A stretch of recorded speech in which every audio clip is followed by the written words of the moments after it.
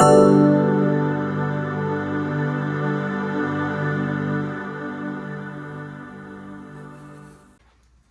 folks, and welcome back to the Cartridge Cowboys. We're here at our third iteration of a studio attempt as we grow the channel here at Travis's place, man. Thanks for having me. Yeah, man, glad to have you here. Glad to have the hopefully actual studio going. I think it's looking pretty good. Still a little work in progress, but it looks pretty dang good to me. I think this might be the real studio, and we might drag this guy into the game room for little episodes here and there. Exactly, yeah. I think we're going to kind of dedicate this just to be a studio and everything. Drag it over there for some other types of videos and everything. Right. Especially if we're going to be playing some games in there. I know I'm about to put up my Wii in there. And that's you got the Wii in there? I got the Wii in there. I just haven't fully set it up yet, but we're going to be playing some bowling, let me tell you what. I'm trying to get on that resort, dog. I don't think I've ever played Wii Resort. Yeah, Wii Resort's not too bad, but it ain't the real deal, you know what I'm saying? It's the sequel to sports, right? Yes, it is. And then there's a second resort, Switch Resort, as well for the Switch. Okay. That one's not very good. I mean, come at me at the comments if you disagree, but I didn't really enjoy it too much. I think I might have played it for a day. Yeah, I mean, I never owned a Wii. I was never a big fan of the Wii. I think it's very funny it's a very funny console. But this episode has nothing to do with the Wii at all, does it? No, it doesn't. I think we know what it's about. Yeah, it's about Nintendo's biggest failure, the Virtual Boy. Now, this one is not an original Virtual Boy, obviously. This is the new one that they just released for the Switch and Switch 2. And I just got my hands on it, and it was a struggle to get it, let me tell you, because getting this here, I found out I was moving. It was being shipped to my old house. Contacted Nintendo, said, hey, I'm not going to be here. Will you ship it to my mom's place? Well, they shipped it to the old house, and it got stolen. You think it really got stolen? Yeah, it was not there. So somebody took it off the porch, I think because they saw the for sale sign. There hasn't been cars out there for a while. I think somebody snagged the package. Oh, and my God. I drove there the day it got delivered. Because I saw the day got delivered, I was at work, and I was like, they dropped it off at the wrong house. Go over there late at night. I got there at like 1 a.m. after work, and it was gone. So it was a fruitless adventure. And then I contacted Nintendo the next day, and they were very helpful, and they replaced it, so I didn't have to buy another one. That's like the first good thing I've ever heard about the higher-ups at Nintendo. Well, I've always heard good things about their customer service and stuff. Okay. So I was very glad that they did that. I was frustrated, but I am very appreciative. So thank you, Nintendo. Let's go. But, it's not appreciative. It's my eyes. Okay. This thing is a little bit stressful on the eyes. It's the hair. Well, so it's not even whenever you're actually playing the games.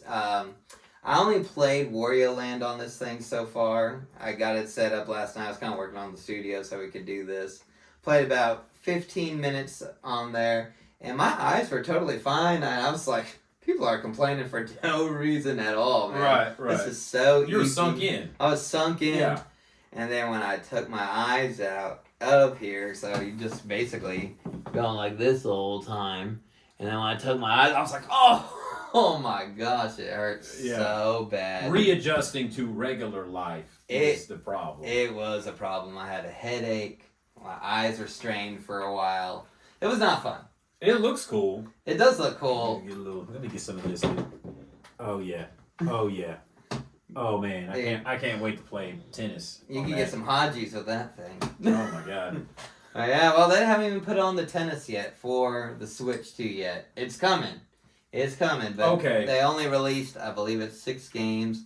Red Alarm, Golf, Galactic Pinball, Turbo Boxer, which we were talking about earlier. Right.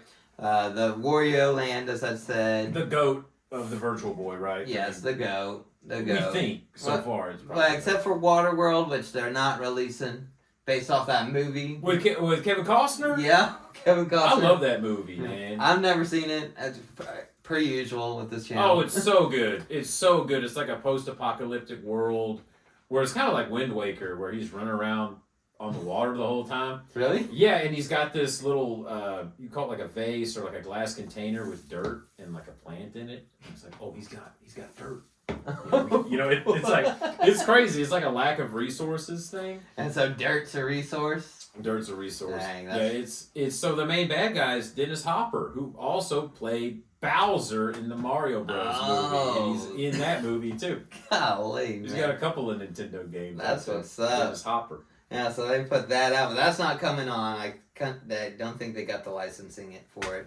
But it does got 3D Tetris on it, which I'm actually excited to check out. Yeah. And then some Japanese game. I obviously can't read the title. Haven't started it yet. I will, and I will follow up with you later on. But I'm sure you're going to be trying some of this in here too. Oh, we're going to have a field day playing this thing. And the Virtual Boy, to me, we talked about as Nintendo's great big failure. I know some people want to say the Wii U was a failure, but it sold like over 10 million units. That's not necessarily that bad. No, not compared to 770,000 units of the original Virtual Boy.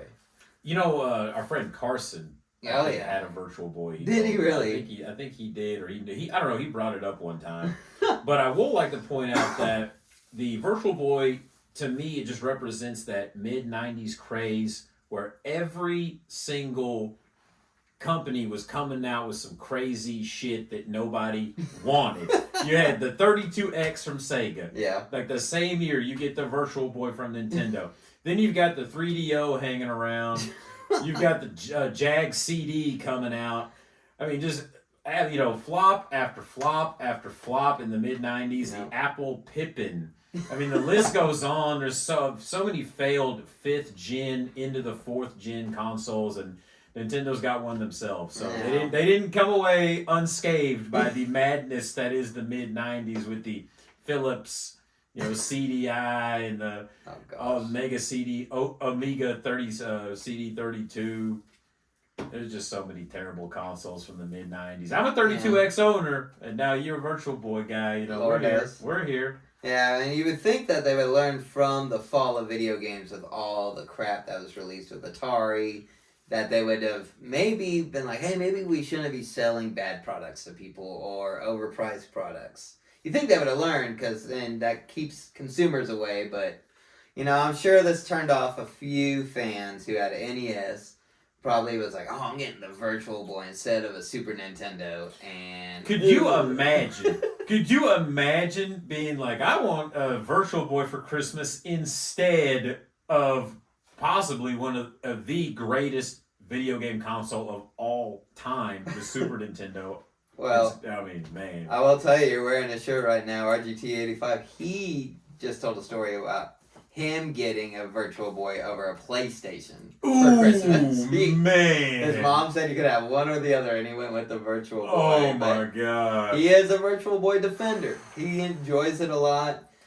From what he said, that the original hardware works a lot better than this one. He said the ice range's not as bad.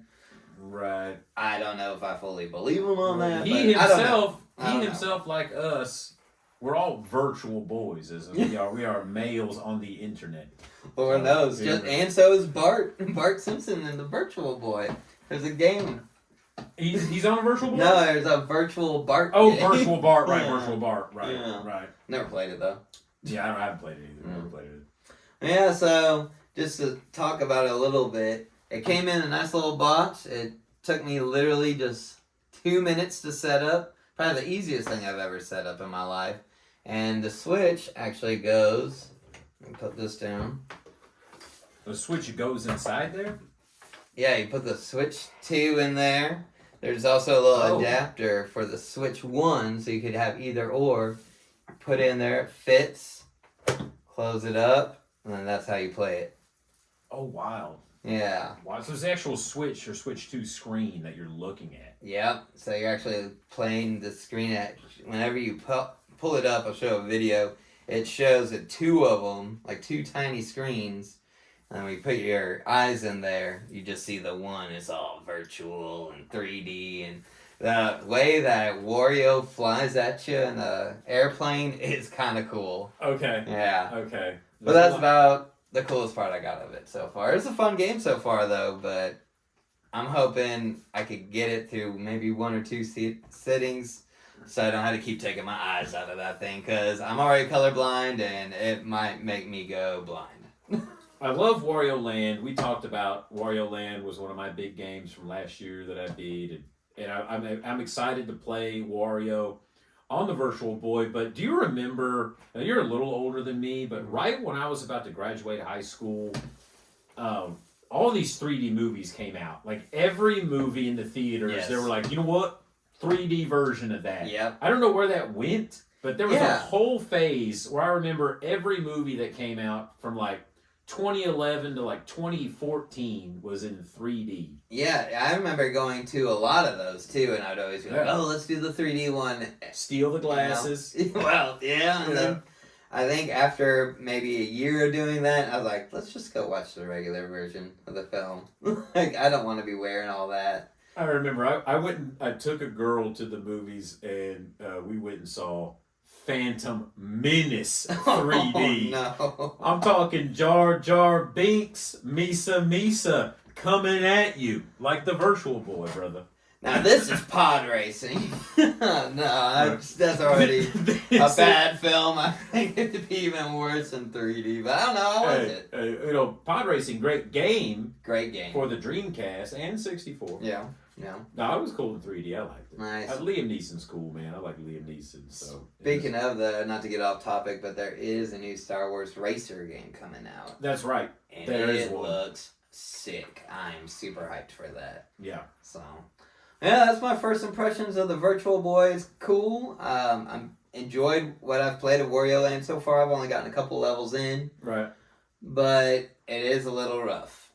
And again, there's only about 6 games right now out of the 17, 18 that they released. So, total. For the OG platform. Yes. At least the 32X had 40. Which isn't saying much either. It should have had 32. They should have had 32. Just cut it, brother. Yeah. They could have taken out Mortal Kombat too. I did get Mortal Kombat 2 for the 32X. No. Oh my god. You know it's like the same as all the other ones. Everyone's always trying to compare the games. I'm like, man, it's Mortal Kombat. You know what it is. It's the same. The controller though. Yeah. You using the Joy-Cons? Yep, you're just using the Joy-Cons. Okay. It does have, and what I thought was kind of cool, is I believe it's on your side, it has where it looks like the original NES plugins. Somewhere on here. Well, the Virtual Boy had a crazy looking controller. Yeah, I wish that they would release it. And they've released like the NES, the Super Nintendo, 64, Genesis. There's an official Nintendo Genesis controller. You have a bunch of them in the other room. I do. I don't have the Genesis ones yet, but you would think that they would release the Virtual Boy one. So here's hoping they might, but I don't know. This thing looked like a weapon. The Virtual Boy controller looks like a boomerang. I bet that's what they had. You grab it like this or something. It's like winged. You're like, yeah, I bet that's what they had in Iran. That's what they were like. Yeah, that's how they're defending themselves. All right, we're not gonna go there. No, not gonna go there. But yeah, so that's that. Before we go, you been playing anything cool recently? I have been playing a lot of cool stuff, and we're going to get to that in the next episode. But off the top of my dome, I play what's plugged in, right? I've got 2 CRTs, and I keep a couple consoles plugged into each one. In my bedroom, I got the SNES and the Genesis, and so I did play just some Shinobi 3, just because that's probably my favorite Genesis game.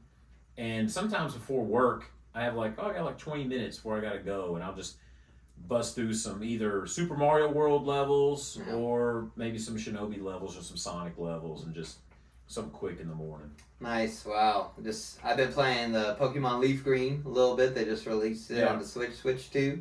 Picked that up for the Pokemon 30th anniversary, and I will be sending out a little bit of videos, content on that. So Leaf Green, I cannot wait for the Leaf Green stuff, because I had Leaf Green back in the day on the GBA SP. SP, SP, dog. Superior Power. Let's go. Love that game. Heck yeah. Well, cool. I can't wait to hear about all the other games that you got coming up next. Oh, yeah. So we'll hear about that next time on the Cartridge Cowboys. Later.